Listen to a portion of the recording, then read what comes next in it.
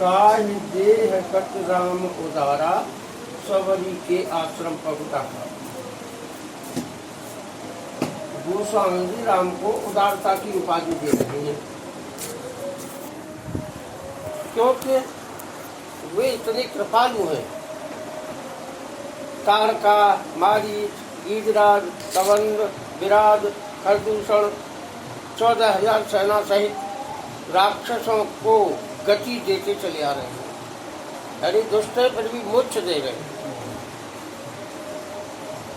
सर्वंग विराट को गति देने के बाद अब सबरी को गति देने जा रहे हैं। साधु सन्यासी तपस्वी जहाँ रहते हैं उस स्थान को आश्रम कहते हैं।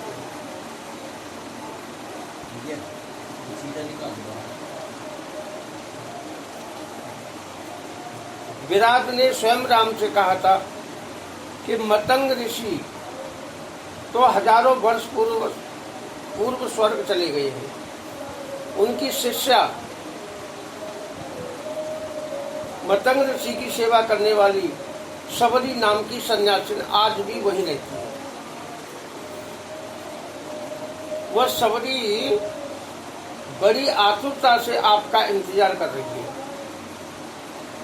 और आपके दर्शन करके परम गति को प्राप्त होगी। इस प्रकार राम सबको गति देते आ रहे हैं। मेरे भाइयों, जरा यह गहराई से सोचो, क्या राम की उदारता हमारे तुम्हारे ऊपर नहीं है? कबहु की कर करुणा नर देहि, देत ईश बिन हेतु सनेही। 84 योनि से निकालने को कोई रास्ता नहीं है। इसलिए ईश्वर अपनी उदारता एवं कृपा की वर्षा करते हुए अकारण ही हमें मनुष्य शरीर की प्राप्ति कराते हैं। दुर्लभ मानुष होते ही मनुष्य शरीर अत्यंत दुर्लभ है।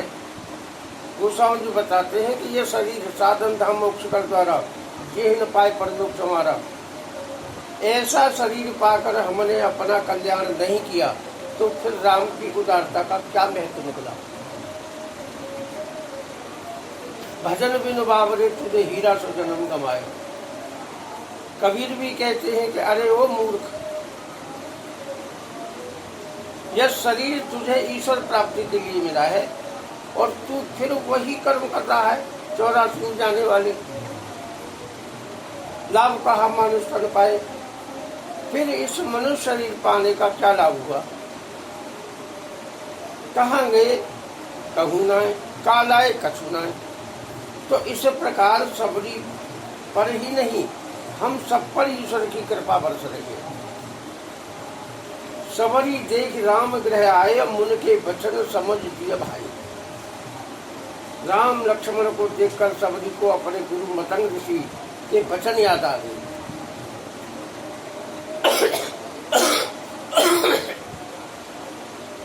और सोचने लगी कि मेरे ऐसे भाग्य कहाँ, मेरे ऐसे गुण कहाँ जो राम लक्ष्मण के दर्शन कर सकूं। ये तो मेरे गुरु वचनों का प्रभाव है। हाँ। इतना बढ़िया मतलब इसमें इतना अपने आप को बचा के गुरु की महत्व बता दी। वहाँ उनकी कृपा से ये दर्शन का लाभ है। क्योंकि प्रभु तो गुरु के वचनों को सदैव पालन करते हैं। अहिल्या ने भी पूछा था कि अब मेरा उद्धार कैसे होगा। तब गौतम जी ने बताया था कि राम लक्ष्मण आएंगे और तुम्हारा उद्धार करेंगे। प्रभु ने गौतम ऋषि के वचनों का पालन किया, इसलिए सबरी गुरु कृपा ही मान रही है। यहाँ सबरी अपने को निमित्त बना लिया है और गुरु को प्रधानता दी है। ज्ञान जब तक हम अपने को कर्ता मानते रहेंगे तो कृष्ण की गाली खाते रहेंगे। अहंकार विमूढ़ात्मा कर्ता हमिति मन्यते। कृष्ण कहते हैं अर्जुन, जो अपने को कर्ता मान रहा है वह तो संसार में मूर्ख है। इस प्रकार सबरी के हृदय में आनंद की, प्रेम की हिलोरें उठ रही हैं। हे प्रभु, आज मैंने आपके दर्शन पाकर गुरु की तपस्या की सिद्धि प्राप्त कर दी। आज मेरी गुरु पूजा सफल हो गई। आपकी कृपा से मैं पवित्र हो गई। ऐसा कहते कहते सबरी परी चरण लपटाई, पैरों में लिपट गई। प्रभु के चरणों से लिपट कर गद गद प्रेम सागर में डूब गई। भैया, तुम्हें कैसा पता है कि प्रेम सागर उमड़ रहा है? प्रेम सागर में डूब गई। प्रेम मगन मुख बचनन आवा, पुन पुन पद सरोज सिद्ध नावा। अब ये प्रमाण दे रहे हैं कि सबरी तन मन मुख तीनों से प्रेम सागर में डूबी हुई है। प्रेम में इतनी मगन हो रही है कि यह मन की दशा है। अलग अलग प्रमाण दे रहे हैं। मगन है कि मन मगन होता है, ये मन की दशा है। पुण्य पुण्य सरोज सिर नावा, बार बार प्रभु के चरणों से लिपट जाती है। यह शरीर तन की दशा है। प्रेम मगन मुख बचन न आवा, हृदय में आनंद के ऐसा सागर उमड़ रहा है कि मुख से शब्द नहीं निकल रहा। पूरी तरह से डूबी हुई है। ये वाणी की दशा है। और तन मन वाणी तीनों से मतलब जो है मगन हो रही है। डूबे सो बोले नहीं, बोले सो अनजान, गहरा प्रेम समुद्र को कोई डूबे चतुर सुजान। कबीर जी कहते हैं जो पूरी तरह से डूब गया है, वहाँ कहना सुनना नहीं बनता है। यदि व्यक्ति बोल रहा है तो समझो डूबा ही नहीं है। ऐसे प्रेम के और भी प्रमाण मिलते हैं। जब राम सुनैना मतलब सास के महल में जाते हैं, तब गोस्वामी जी बताते हैं कि अस कह रही चरण गहिरानी और प्रेम पंख जन गिरा सवानी। अस कह कुछ थोड़ा सा कहा कि हे राम, आप तो पूर्ण काम हैं, ज्ञानियों के भी ज्ञानी हो, आप बस भक्तों के गुणों को ही ध्यान करते हो। ऐसा कहते कहते सुनैना जी राम जी के चरणों को पकड़कर लिपट गई। वाणी मानो प्रेम रूपी कीचड़ में समा गई, यानी धंस गई, फंस गई।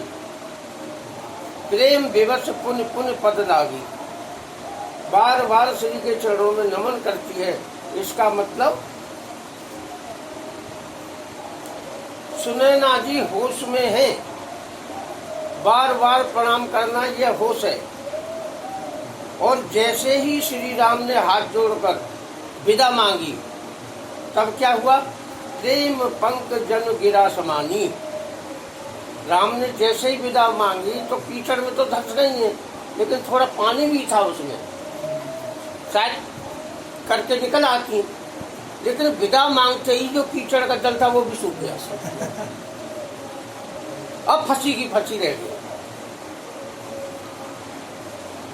गिरा समानी मतलब सावधानी भी समाप्त हो गई। सुनैना का मन प्रेम रूपी कीचड़ में समा गया है। बस कणों को पकड़कर रह गई। जल से मनुष्य बाहर निकल आता है, पर कीचड़ के दलदल में फंसने से बाहर नहीं निकल पाता, कठिन हो जाता है। उसी प्रकार मन सदा साथ साथ वाणी की भी वही दशा है। बोल न सके प्रेम बस, उनकी मन प्रेम में ऐसा डूब गया है कि वाणी भी अवरुद्ध हो गई है। तो मुझे डूबे सो बोले नहीं। जब मन पूरी तरह मगन हो जाता है, प्रेम में डूब जाता है, तब शरीर मन वाणी तीनों ही काम करना बंद कर देते हैं। ऐसे और भी प्रेम के प्रसंग हैं। जैसे भरत जब चित्रकूट पहुंचते हैं तो भरत की हिम्मत सामने से जाने की नहीं पड़ती है कि मेरे कारण प्रभु का वनवास हुआ, सामने से कौन सा मुंह लेके जाऊं, तो पीछे के दरवाजे से आते हैं। पाहे नाथ कहे पाहे गोसाई और भूतल परे लपुट की नाई। भरत दूर से ही साष्टांग प्रणाम किया और चिल्लाते हुए रक्षा की पुकार की। प्रभु रक्षा करो, प्रभु रक्षा करो कहते हुए एक जड़ की भांति मूर्छित होकर पृथ्वी पर गिर पड़ते हैं। इतनी करुणामय पुकार सुनकर भी प्रभु मौन धारण करके बैठे रहे। क्यों? लक्ष्मण ने भरत पर न जाने क्या क्या आरोप लगाए थे। उन्हें दुराचारी बताया था। राम का मतलब ये था कि जब तक लक्ष्मण भरत का प्रेम का प्रमाण पत्र नहीं देगा तब तक मैं नहीं दूंगा। इस सिद्धांत से श्री राम लक्ष्मण के हृदय की सरलता संसार के सामने प्रकट करना चाहते हैं। गोस्वामी बताते, बंधु सने सरिस ही ओरा।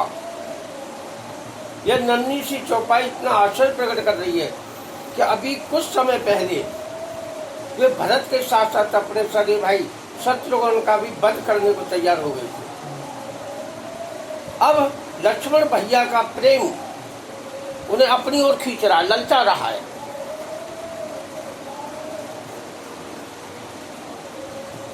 शिवजी तक को भी चैलेंज कर डाला था, पर राम के समझाने के बाद अब उन्हें भरत भैया का प्रेम ललचा रहा है। ये अब प्रेम कहां से आ गया? जब वनवास को जा रहे हैं तो माँ ने आशीर्वाद दिया है, तो लक्ष्मण ने पूछा था कि भैया और कोई खास बात?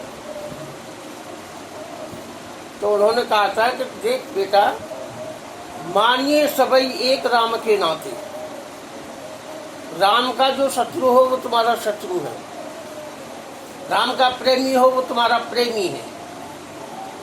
तो अभी तक लक्ष्मण मतलब भरत विरोधी प्रतीत होते थे, तो गाली गलौज न जाने क्या क्या कह डाला। लेकिन अब देवताओं ने भी समझाया आकाशवाणी के द्वारा, राम ने भी समझाया, तो राम के नाते जब राम कह रहे कि ऐसा भरत भाई जैसा कोई हुआ ही नहीं, तो अब इन्हें भी लालच हो रहा है कि मैं भरत भैया का प्रेम ललचा रहा है। लक्ष्मण के मन में अपार ग्लानि का अनुभव हो रहा है। वचन सप्रेम लखन पहचाने।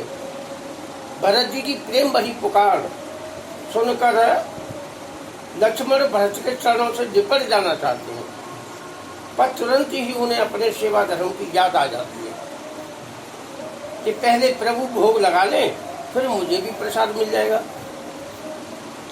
लक्ष्मण का मन भरत भैया के चरणों में प्रणाम करने को मचल रहा है।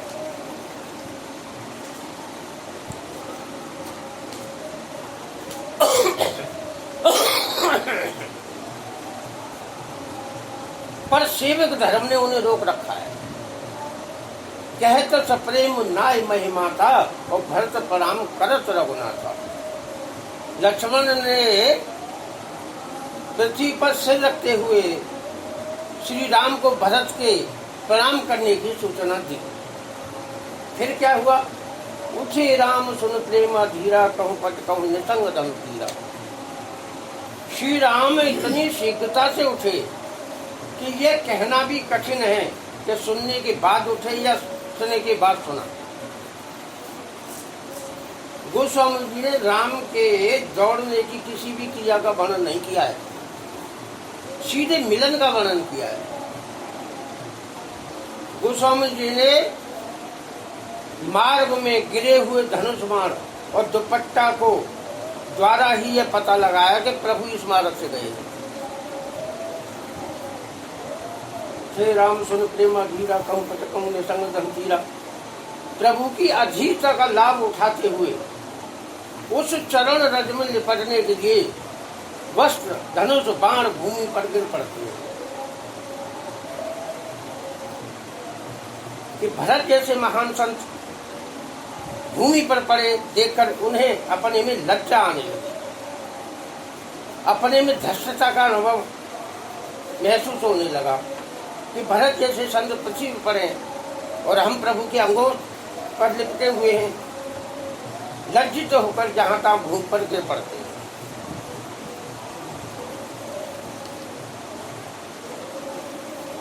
कुछ संतों की मान्यता है कि ईश्वर और भगत के मिलन में कोई आवरण नहीं होना चाहिए, इसलिए वस्त्र अपने को आवरण मान करके पृथ्वी पर गिर पड़ते हैं, क्योंकि वस्त्र रजोगुण का प्रतीक होता है। धनुष बाण ये तमोगुण के प्रतीक हैं, इसलिए शस्त्र भूमि पर गिर पड़ते हैं। पर वास्तविकता तो ये है कि ये सभी उस चरण धूलि में गिरकर उस दिव्य आनंद का अनुभव करना चाहते हैं। भरत पयोध गंभीर, भरत तो प्रेम पयोधी हैं, प्रेम के सागर हैं, यहाँ तो डूबने में ही कल्याण है। प्रभु श्री राम कौन है? कृपा सिंधु रघुवीर, वे कृपा के समुद्र हैं, यहाँ भी डूबने में कल्याण है। इस दिव्य मिलन में भक्त और भगवान दोनों ही अपने को भूल जाते हैं। परम प्रेम पूरन दो भाई, मन बुद्ध चित्त अहिमित विसराई। दोनों भाई एक दूसरे से मिलकर इतने एकाकार हो गए कि मन बुद्धि चित्त अहंकार सबका विलय हो गया, प्रेम की समाधि में डूब गई। गंभीर समुद्र भरत कृपा के सागर में राम में समा गई। कृपा के सागर श्री राम भरत के प्रेम सागर में समा गई। गोस्वामी जी इस प्रेम का वर्णन बता रहे हैं कि को कुछ कहे न को कुछ पूछा, और प्रेम भरा मन दिन गति छूटा। न कोई कुछ पूछ रहा है, न कोई कुछ कह रहा है, सबके हृदय में प्रेम का समुद्र उमड़ रहा है। अखंड मौन का साम्राज्य छाया हुआ है।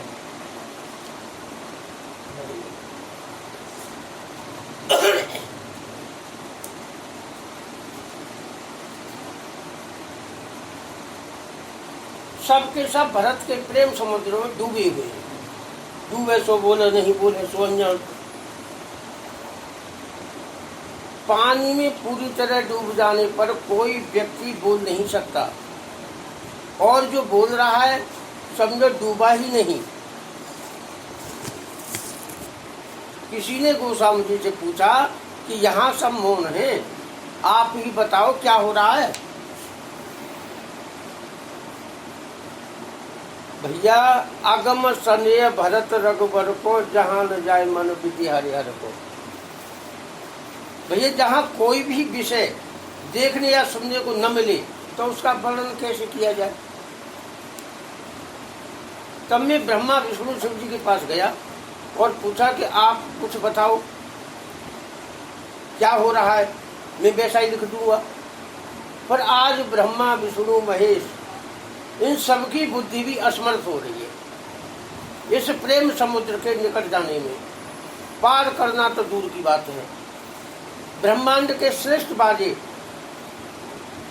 इस मौन संगीत को नहीं गा पा रहे, तो भैया मैं मूत गानर ताती का बाजा बजाऊं, ये क्या शोभा देगा। यहाँ मौन रहना ही ठीक है। सबके सब प्रेम सागर में डूबे हुए व्यक्ति को केवट ही निकलता है। और निषाद कहता है नाथ साथ मुझे ना सके। अरे प्रभु गुरुजी भी आए हुए हैं, माता भी आई हुई है, तब उनकी समाधि टूटती है। प्रभु भरत से मिल रहे हैं और गुरुजी भी तो आए हुए हैं, सभी माताएं भी तो आई हुई हैं, सारी प्रजा आई हुई है, तब जाकर के समाधि टूटी। आज की घटना से भाई भरत के प्रति लक्ष्मण की श्रद्धा हजारों गुना बढ़ जाती है। लक्ष्मण भैया भरत के चरणों से निपटना चाहते, पर भरत उन्हें गले से लगा लेते। सारण जो भरत उमंग अनुरागा, धर्म से पदम परागा।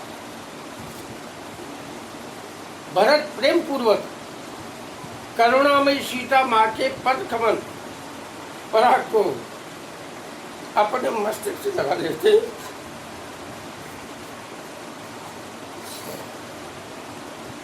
सीता माँ के हर्ष का क्या ठिकाना। भरत जैसा सहयोग पुत्र पाकर कौन माँ प्रसन्न नहीं होगी।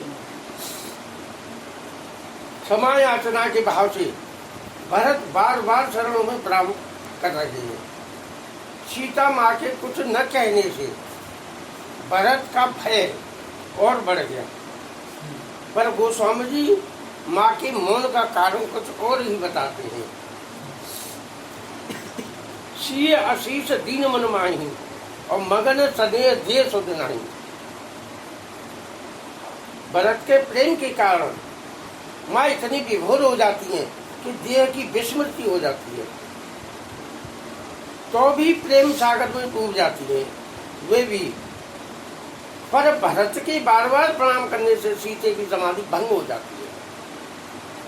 तब सीता माँ अपने कर कमलों से भरत को उठाती हैं और बार बार भरत के मस्तक पर सीते अपना हाथ फेरती हैं। प्रेम अधिक होने के कारण कंठ अवरुद्ध हो जाता है। आशीर्वाद देना चाहती हैं,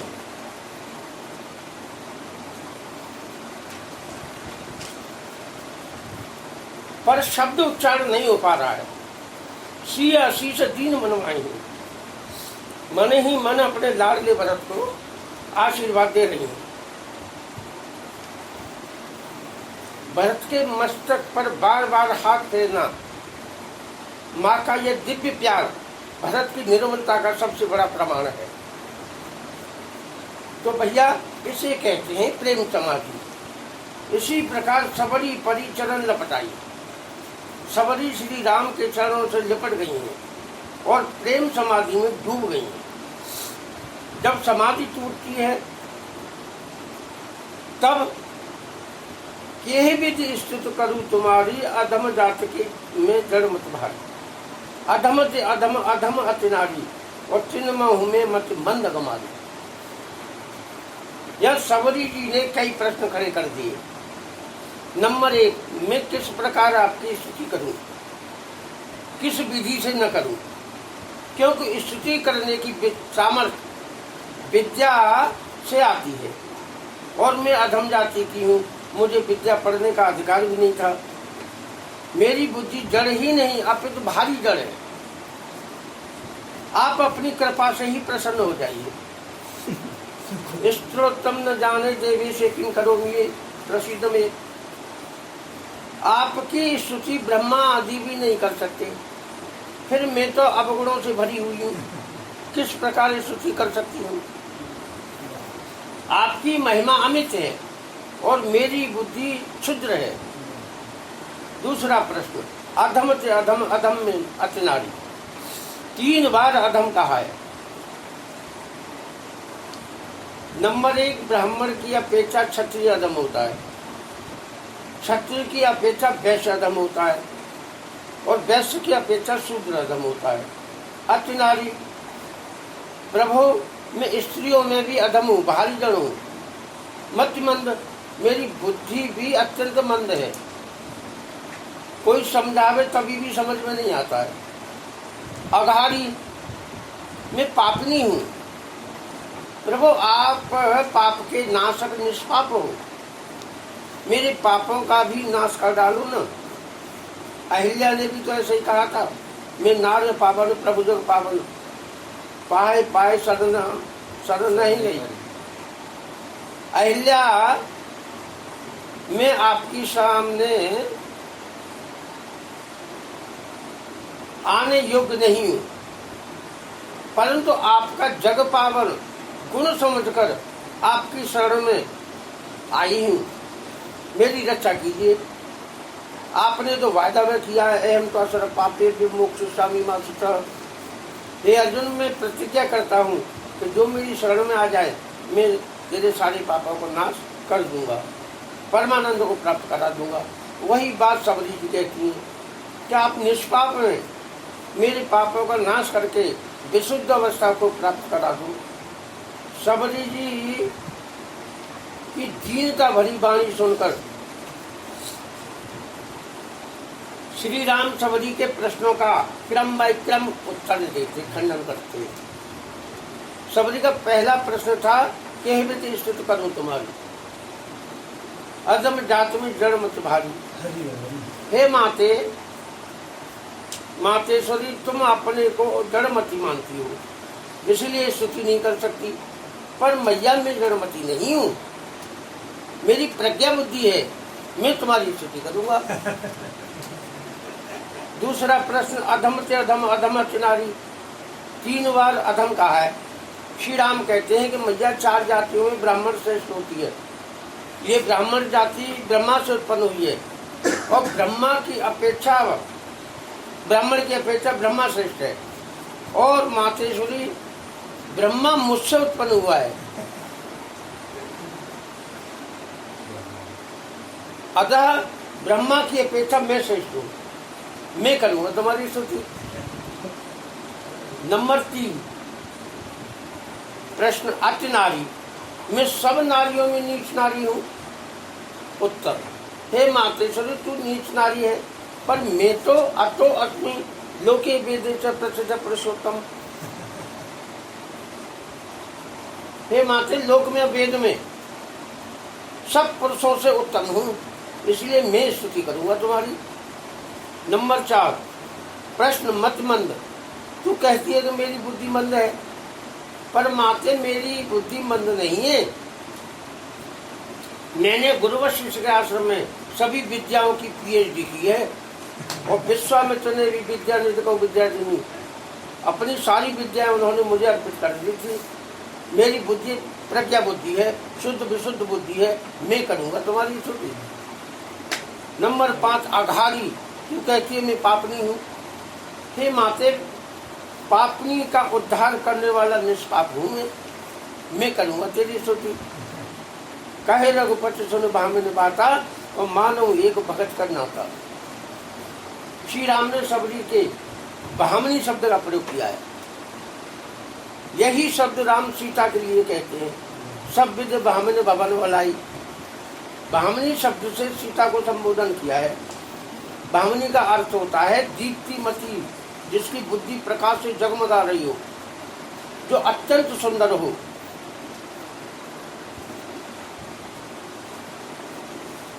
सो ये दोनों बातें सीता जी में घटित होती हैं, पर राम तो सबरी को भामिनी कह रहे हैं।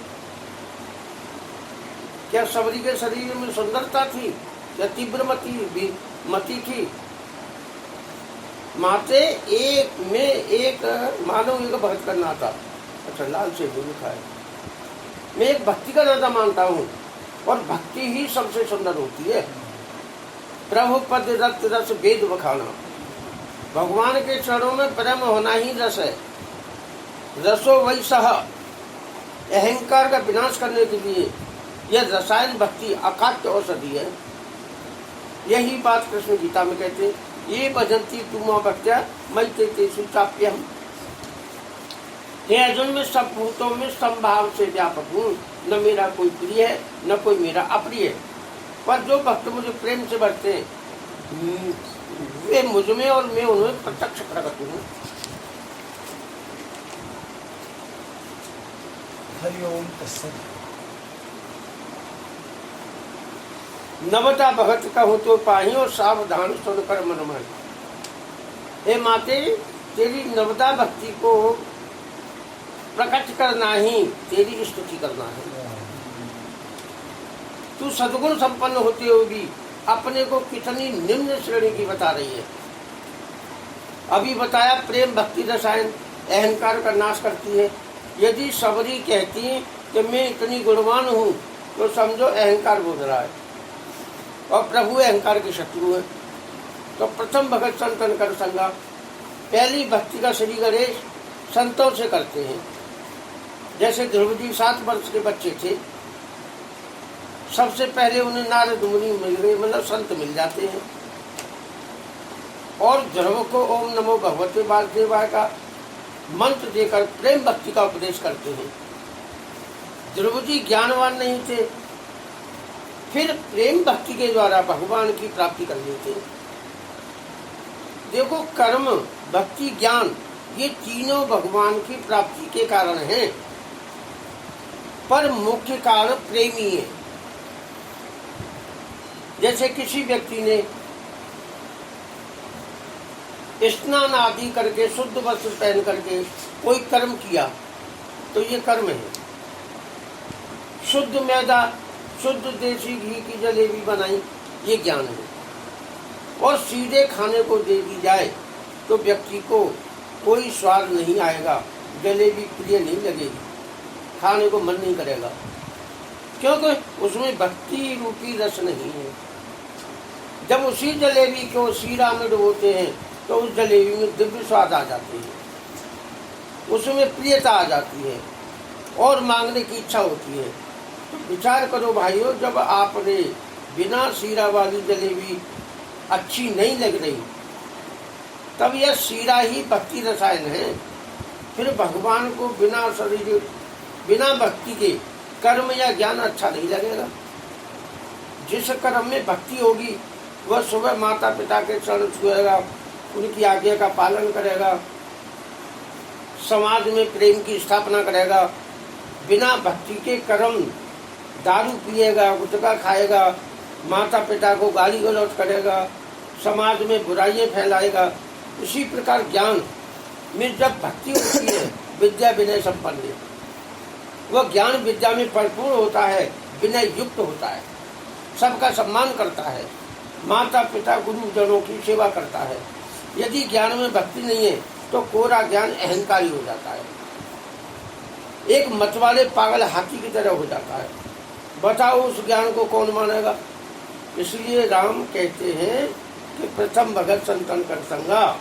हे माते, तुमने महर्षि मतंग ऋषि का संग किया है, तभी तो तुम्हें ब्रह्म की प्राप्ति हुई है। संसार में जिन जिनको ईश्वर की प्राप्ति हुई है उन्होंने संतों का साथ किया है। 29 मिनट तो है कि हरिओम तत्सत। बोले सदगुरु भगवान की जय, स्वामी जी महाराज की जय, भगवान जी महाराज की। 19वें पेज में प्रवेश कर गया हूँ और भी 5वीं भक्ति चल रही है। एक प्रवचन